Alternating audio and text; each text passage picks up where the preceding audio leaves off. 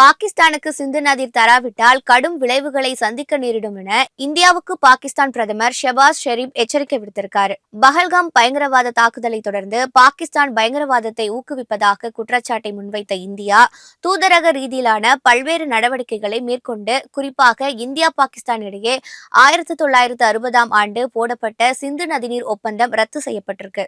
இதையடுத்து ஜம்மு காஷ்மீரில் உருவாகும் சிந்து நதியிலிருந்து பாகிஸ்தானுக்கு செல்லக்கூடிய 80% தண்ணீரை நிறுத்துவதாக மத்திய அரசு அறிவிச்சிருக்கு.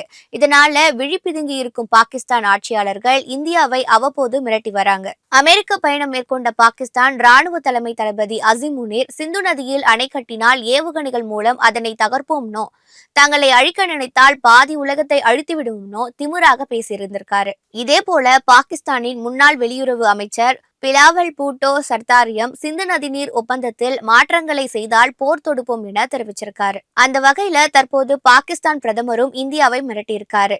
இஸ்லாமாபாத்தில் நிகழ்ச்சி ஒன்றில் பேசிய பாகிஸ்தான் பிரதமர் ஷெபாஸ் ஷெரீப் பாகிஸ்தானுக்கு கிடைக்கக்கூடிய சிந்து நதியில் ஒரு சொட்டு தண்ணீரை கூட எதிரிகளால் பறிக்க முடியாதுனோ, தண்ணீரை தடுத்து நிறுத்தினால் மறக்க முடியாத பாடத்தை கற்பிப்போன்னு சொல்லியிருக்காரு.